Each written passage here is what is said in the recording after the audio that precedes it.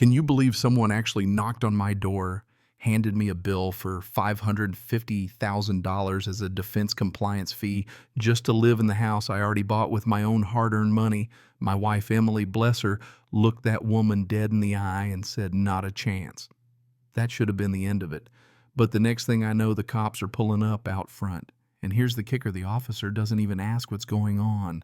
He steps out of his car, snaps to attention, and salutes her. Yes, Admiral. I just about lost it right there. If you think that sounds insane, hang tight because it gets wilder. Moving into Patriot Hills felt, I don't know, like stepping onto the set of a low-budget theme park about America. I mean, the street signs alone should have tipped me off. Admiral Drive, Captain Circle, Lieutenant Lane. Who names a neighborhood like that unless you're running a summer camp for military reenactors?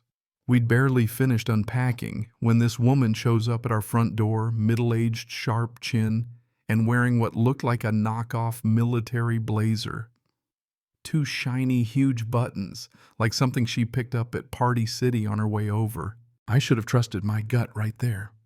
She introduces herself with this dramatic little bow. "I'm Admiral Whitman, commander of the Community Defense Council here at Patriot Hills." "Admiral?" I had to bite my tongue not to laugh. This lady was playing soldier, but she had the posture and delivery of someone who learned everything they know about the military from watching cable movies.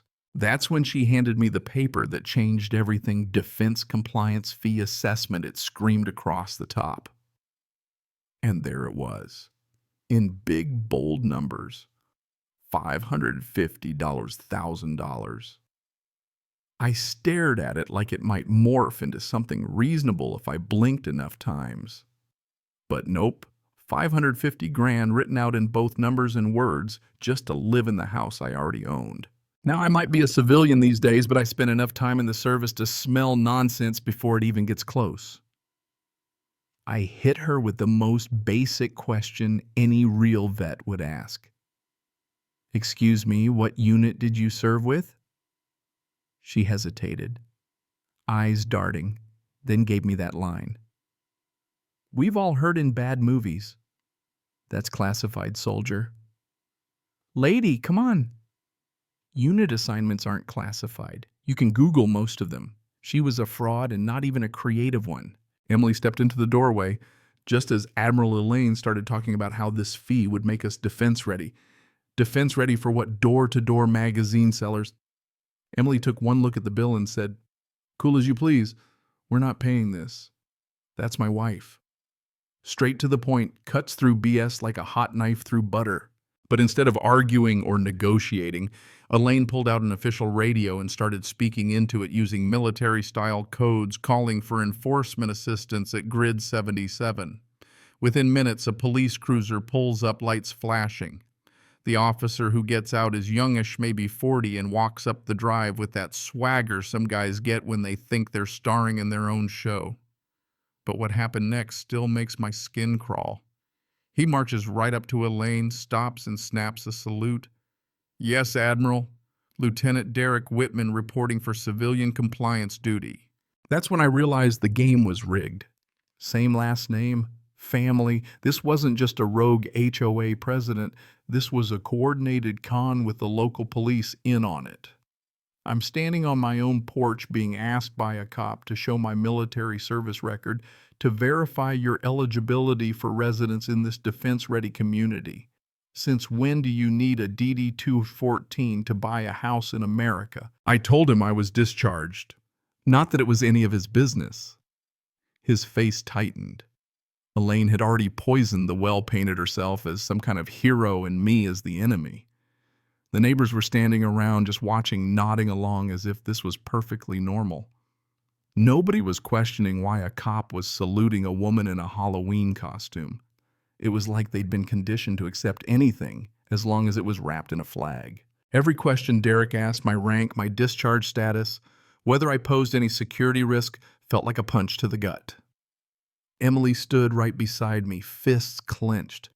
"But Karen, sorry Elaine, but she's a total Karen." She was loving every second, explaining her chain of command to anyone who'd listen. She was Admiral, Derek was Lieutenant, and apparently a bunch of neighbors held fake ranks too. She had built a whole little world mapped out like we were on an actual base, complete with readiness drills and duty assignments. The audience just lapped it up. Emily finally snapped, "This isn't a military base, it's a neighborhood." Karen didn't even flinch, just launched into some speech about how weak civilian thinking was the problem with America. I pressed her for legal authority who had given her the right to evict people from their own homes over fake military orders. She dodged, spouted more nonsense about chain of command and operational security. The whole thing was a performance, and her greatest trick was convincing people it was real. She marched over, slapped a compliance order on our door, threatening immediate civilian relocation if we didn't pay in 72 hours. Daily penalty fees would start racking up interest on top of extortion. Some neighbors wanted to object, but one stern look from Karen shut them up. The community was split, some totally bought in, others scared silent. That night I scrutinized the official seal on her paperwork. It was a joke. Eagle facing the wrong way, shield out of proportion, goofy font clearly downloaded from some clip art website. Even Derek looked uneasy, muttering, "I'm just following orders," but I could see cracks forming. I knew I needed backup, so I called Miller, a retired Navy officer. When we met, he didn't waste time. "Tell me about this fake Admiral," he said. Turns out Karen had tried to climb the real military ladder and failed. Now she was playing Admiral in the suburbs. Miller suggested we get evidence, so that night we watched one of her defense council meetings through the window, full-dress uniform medals and ribbons from a costume store promoting an elderly neighbor to captain for paying her fee. Miller filmed the whole circus. Later, Miller showed me the receipt. She'd ordered all her regalia from Halloween stores online. The fee system was a multi-level scam. And it wasn't just here. VA offices had seen similar scams pop up in veteran-heavy communities in other states. This was a network preying on patriotism. Miller and I went public, reaching out to an investigative reporter who specialized in HOA corruption. She went undercover, collected footage, and wrote a piece that blew the lid off everything. Within days, national news picked it up. Karen's face was everywhere. Real military folks flooded the comment sections, tearing apart her fake uniform and bogus rank structure. Even local law enforcement started investigating Derek's involvement. But Karen wasn't backing down. She doubled down, told supporters the media was waging psychological warfare. At a community meeting, Derek finally stood up and said, "I can't be part of this lie anymore." Other residents followed.